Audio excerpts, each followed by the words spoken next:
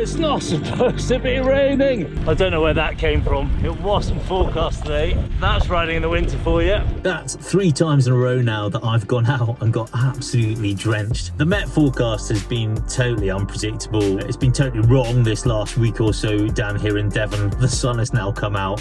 It's a beautiful day and I've got to go to the office. So what I was thinking of is I'm going to do a video all about my concepts and ideas behind training older athletes and some of the things we need to focus on to make sure that we're getting the best of our training. Let's get into it. You can see what I mean now. The weather's absolutely stunning now. Now, it wasn't like that first thing this morning. And that's quite a nice surprise too. The posties just dropped off my new set of aftershocks because I sat on my last pair and broke them. I'll do a review on these because I think they're really good. Right, so that's enough messing around. I think I need to start talking about training. So, as I like to say, let's get into it.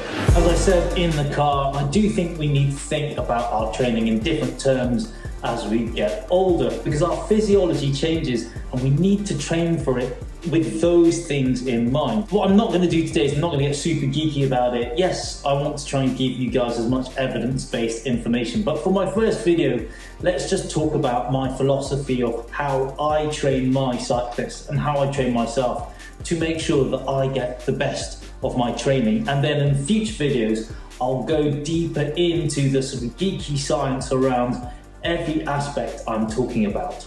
So let's get into it. If you look at the available evidence as we get older, our muscle mass just takes a hit. It's harder for us to retain our lean muscle mass and it's much harder for us to put lean muscle mass on. Now clearly that's quite problematic as we get older because our muscle mass is what pretty much is the powerhouse for all of our training. It holds all our mitochondria, our ability to have strength, our ability to put out power, our ability to withstand hard, tough training sessions. So it's an important aspect of something that we need to make sure that we hold on to and develop over time. Our VO2 starts to decline as we get older, and that means our maximal oxygen consumption is a lot less than it was when we were a little bit younger. And our lactate threshold takes a bit of a plummet as well. That basically what that means is our ability to withstand lactate in the muscle starts to get less as we get older. The plus side of getting older is we have a massive aerobic pool of muscles or mitochondria, and that helps us stay aerobic for longer. But here's the thing for that.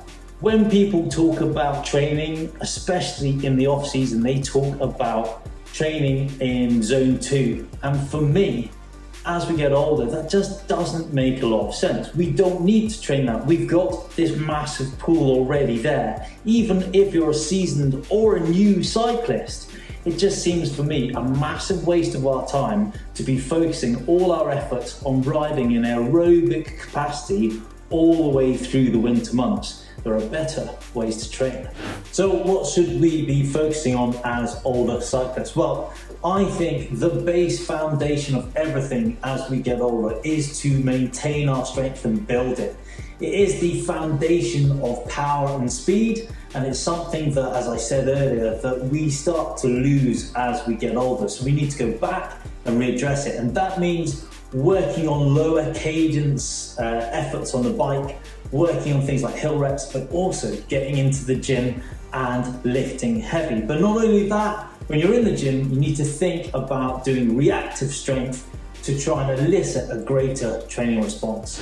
Now I know what you're thinking, I'm gonna get big and bulky, I'm gonna get heavy, it's gonna stop me from climbing hills fast. Well, actually no, completely the opposite. What it's gonna do is it's gonna improve your ultimate strength. If you look at the science, it shows that if you strength train, it can improve your muscle efficiency, which means that actually you're going to be a better long-term aerobic rider. It can improve your lactate threshold, which is, as I talked about, something that we need to work on as we get older. So strength training is a real winner. The other thing I think when I speak to my cyclists about training is they say, look, do I need to be doing this year round? And the answer to that question is always this: absolutely. In fact, it is the most important thing, the ground or the base level of your training that you need to be getting in. If you want to be strong and deliver in your training, if you want to be fast up hills, strength is the groundwork we need to be working on. Now let's focus on VO2 and threshold work, because I think this is something that when you look at the science, because we lose our VO2, because we lose our ability to withstand lactate, we need to train it. We need to think quality over quantity. So this is a really important aspect of our training and we shouldn't ignore it. The great thing about VO2 and threshold sets is they tend to be shorter training sessions overall, which means that more often than not they're sort of the session that you'll be fitting in during the week, because that's when our time tends to be tight. But the great thing to think about from these sessions is they give you a big bang for your training buck. The other thing I think which is critical for us to be thinking about as we get older is our recovery. Now, I won't lie to you, I find this really hard. I think we all do, because we all think that our training is what's gonna make us fitter. But whereas that is an important aspect of anybody's training, recovery is really important. And I think the good thing to let you guys know about is this, is that as we get older, we recover pretty much to the same level as our younger counterparts. The difference is it can take us maybe twice as long to get to that point. And that has massive ramifications when it comes to planning your intensity in your training, has massive ramifications when it comes to planning to your event, because you need to take a little bit longer to get there because the recovery needs to be put in place so you can develop your training adaptation.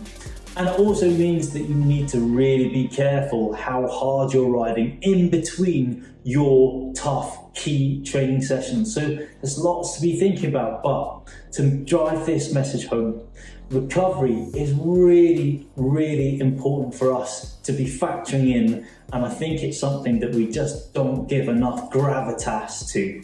And the other thing we need to be thinking about differently is our nutrition. Now, I'm not going to go deep into this today because that's a big subject and it's something that I will cover in another video, but it is something as older athletes we need to pay particular attention to, and there are some things when you look at the science that maybe we shouldn't be doing and some things we should be focusing on. So to cap off, our training needs to be thought about differently to help mitigate our age-related decline in our physiology. We need to be more specific. We definitely need to work more on our strength. Quality training such as VO2 and threshold work is gonna win hands down over long base miles, and we need to respect our recovery a lot more. Righty, so that's it for this video. If you like this video, hit subscribe, hit the bell so you stay notified, and please share it with your friends. Thanks for watching. And hopefully this lockdown doesn't continue for too much longer, because this is starting to look a bit like a bird's nest.